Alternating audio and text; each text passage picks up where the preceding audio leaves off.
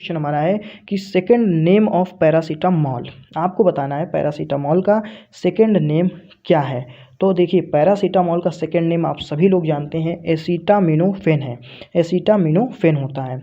दूसरा क्वेश्चन इसमें हम लोग तैयार करेंगे कि पैरासीटामॉल किस ऑर्गन को प्रभावित करता है, किस ऑर्गन के साथ दुष्प्रभाव शो करता है। तो आप बताएंगे हिपैटोटॉक्सिसिटी, यानी पैरासीटामॉल जो होता है वो लीवर को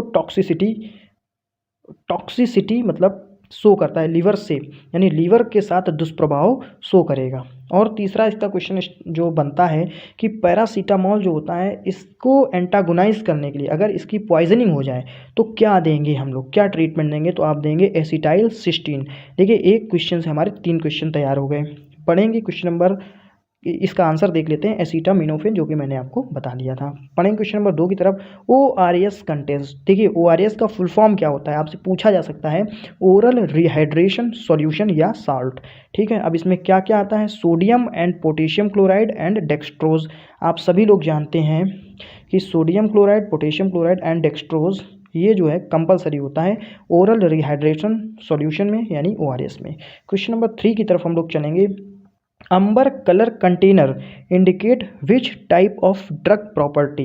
मतलब जो अम्बर कलर का ग्लास होता है, ठीक है, कलर्ड ग्लास जो होता है वो किस तरीके की प्रॉपर्टी शो करता है उस मेडिसिन, मतलब किस तरीके की मेडिसिन उस कंटेनर में हो सकती है। तो आप बताएंगे लाइट सेंसिटिव ड्रग। देखिए उसमें कोई ऐसी ड्रग हो सकती है जो लाइट सेंसिटिव हो, यानी प्रकाश से संवेदनशीलता शो करती हो, और हो सकता है उसकी फिजिकल या केमिकल प्रॉपर्टीज़ लाइट के संपर्क में आने पर चेंज हो जाए। ठीक है, और साथ ही साथ किस तरीके की केमिकल चेंजेस, किस तरीके का केमिकल चेंजेस हो सकता है। तो आप बताएंगे जो लाइट सेंसिटिव ड्रग्स होती हैं वो ऑक्सीडेशन कर सकती हैं। क्या कर सकती हैं, ऑक्सीडेशन। फिर बढ़ेंगे क्वेश्चन नंबर 4 की तरफ। Pregnant women necessary vaccine. Very very important question आपके यूपी NHM फार्मासिस्ट के regarding. Pregnant women necessary vaccine, pregnant women के लिए नेसेसरी वैक्सीन कौन सी होती है। आप आंसर करेंगे टिटेनस। टिटेनस की जो वैक्सीन होती है वो प्रेग्नेंट वुमेन के लिए नेसेसरी वैक्सीन होती है। ठीक है, तो टिटेनस की वैक्सीन प्रेग्नेंट वुमेन के लिए नेसेसरी वैक्सीन होती है। अब देखिए इससे भी मैं आपको 3-4 क्वेश्चन जोड़ के बता देता हूँ। देखिए अगर कोई प्रेग्नेंट वुमेन है तो उसको अगर उसकी कोई पास्ट हिस्ट्री नहीं है टिटेनस इंजेक्शन लगने की, ठीक है, या वैक्सीन लगने की, तो उसको कितनी बार हम लोग मैक्सिमम टिटेनस का वैक्सीन लगा सकते हैं। तो आप बताएंगे 2 times in pregnancy period. Pregnancy के पीरियड में 2 बार उसको हम लोग टिटेनस का इंजेक्शन या वैक्सीन लगा सकते हैं। देखिए दोनों क्वेश्चन, ये सभी क्वेश्चंस आए हुए हैं जो मैं आपको एडिशनल दे रहा हूँ। ठीक है, क्वेश्चन नंबर 5 पे चलेंगे। CDSCO is stand for.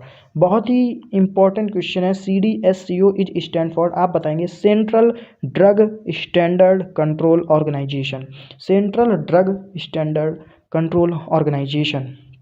Question number 6 पे चलेंगे। IDPL is stand for. जो IDPL है वो क्या स्टैंड करता है, क्या मतलब है, आप बताएंगे इंडियन ड्रग फार्मास्यूटिकल लिमिटेड।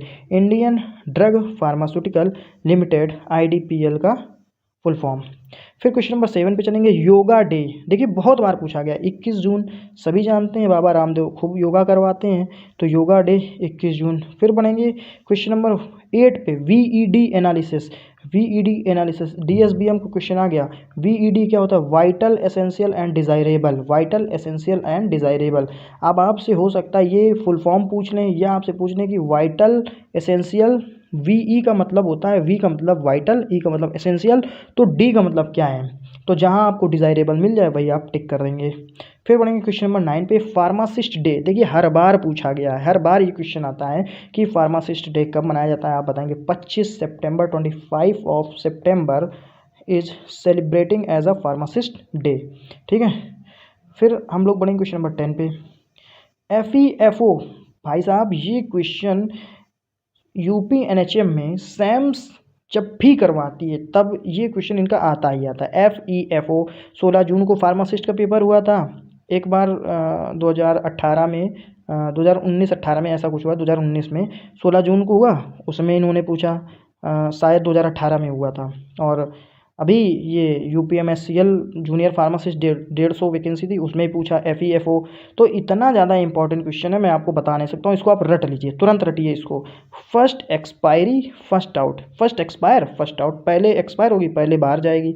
तो FEFO का फुल फॉर्म हो गया फर्स्ट एक्सपायर फर्स्ट आउट।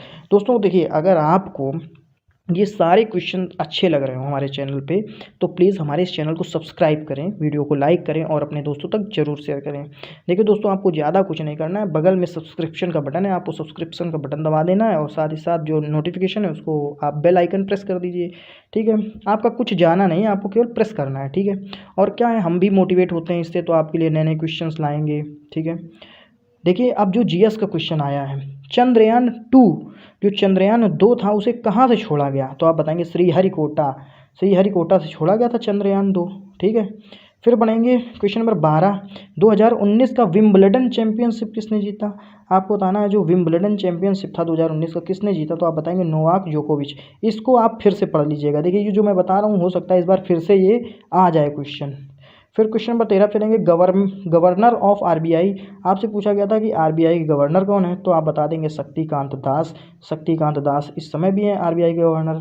फिर बनेंगे क्वेश्चन नंबर 14 पे, इंसुलिन स्टोरेज टेम्परेचर।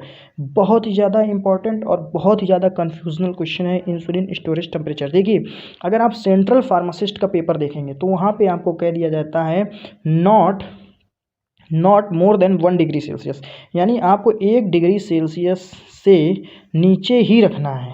ठीक है, नीचे ही रखना है, 1 डिग्री सेल्सियस से नीचे ही रखना है। लेकिन कहीं कहीं पे आपको दे दिया जाएगा 2 डिग्री से लेकर के 8 डिग्री सेल्सियस के बीच में रखना है। ठीक है, तो 2 डिग्री से 8 डिग्री सेल्सियस के बीच में रखना है। तो ये जो थोड़ा कन्फ्यूजनल क्वेश्चन है, देखिए इसका आंसर मैंने लेकिन जो लिया है वो लिया है बिलो देन 1 डिग्री सेल्सियस। लेकिन आप याद कर लीजिए, या तो आप इस पर क्लिक करेंगे, ठीक है, अगर इसका ऑप्शन है तो, और नहीं तो आप 2 से, देखिए 2 से 8 डिग्री सेल्सियस के बीच पे आप टिक करेंगे। ठीक है, तो इंसुलिन स्टोरेज टेम्परेचर आप समझ गए होंगे। क्वेश्चन नंबर 15 पे चलेंगे, ड्रग एंड कॉस्मेटिक एक्ट बहुत बार पूछा गया है, आप बताएंगे 1940। ड्रग एंड कॉस्मेटिक एक्ट जो है 1940 और रूल्स जो है 1945। क्वेश्चन नंबर 16 पे चलेंगे, एल्कोहलिक पेशेंट ट्रीटेड विद। देखिए ये मैंने क्वेश्चन आपको करवाया है, अगर आप लगातार मेरे वीडियो देख रहे हैं तो आप समझ जाएंगे कि एल्कोहलिक पेशेंट को किससे ट्रीट किया जाता है। आप बताएंगे एंटाबेस। ठीक है, एंटाबेस से ये alcoholic patient is treated with Antabuse. Question number 17 पे चलेंगे, बेनाड्रिल कंटेन्स। देखिए बेनाड्रिल क्या है, ये ब्रांड नेम है जिनका मेडिकल स्टोर है, जो मेडिकल स्टोर पे काम कर रहे हैं, मेडिकल शॉप पे काम कर रहे हैं, फार्मेसी पे काम कर रहे हैं, ठीक है, किसी हॉस्पिटल में काम कर रहे हैं, वो ये जानते हैं अच्छी तरीके से कि बेनाड्रिल के अंदर क्या होता है। तो डाइफेनहाइड्रामीन होता है, डाइफेनहाइड्रामीन, बेनाड्रिल के अंदर डाइफेनहाइड्रामीन। क्वेश्चन नंबर 18 पे, स्लगिंग वर्ड रिलेटेड टू। जो स्लगिंग वर्ड है वो किससे रिलेटेड है, तो आप बताएंगे टैबलेट ऑपरेशन से। ठीक है, टैबलेट में हम लोग स्लगिंग वर्ड का इस्तेमाल करते हैं। स्लगिंग वर्ड का इस्तेमाल किस में करते हैं, इन टैबलेटिंग ऑपरेशन। ठीक है, फिर OTC का मतलब क्या होता है, OTC मीन्स आप OTC का मतलब तो सभी को पता है, ओवर द काउंटर ड्रग। कौन सा होता है, ओवर द काउंटर ड्रग, और इसी को NSAID ड्रग्स भी कहते हैं, non steroidal anti inflammatory drugs. ठीक है, तो ओवर द काउंटर ड्रग्स हो गया, इसको कहेंगे OTC ड्रग। और OTC ड्रग के लिए ऐसी ड्रग्स जो बिना किसी प्रिस्क्रिप्शन के आप ले सकते हैं उसको कहते हैं OTC drug. Question number 20, food preservative chemical. आपको बताना है ऐसा केमिकल जो फूड को प्रिजर्व करता है, खाने को सुरक्षित रखता है। सोडियम बेंजोएट, सोडियम बेंजोएट जो होता है वो फूड प्रिजर्वेटिव केमिकल होता है। क्वेश्चन नंबर 21 पे, ओपियम ओपियम क्या होता है, ओपियम क्या होता है, आप बताना narcotics and psychotropic agent. Opium is a narcotics and psychotropics agent. और ये narcotics and psychotropic substance act कब आया था, तो आप बताएंगे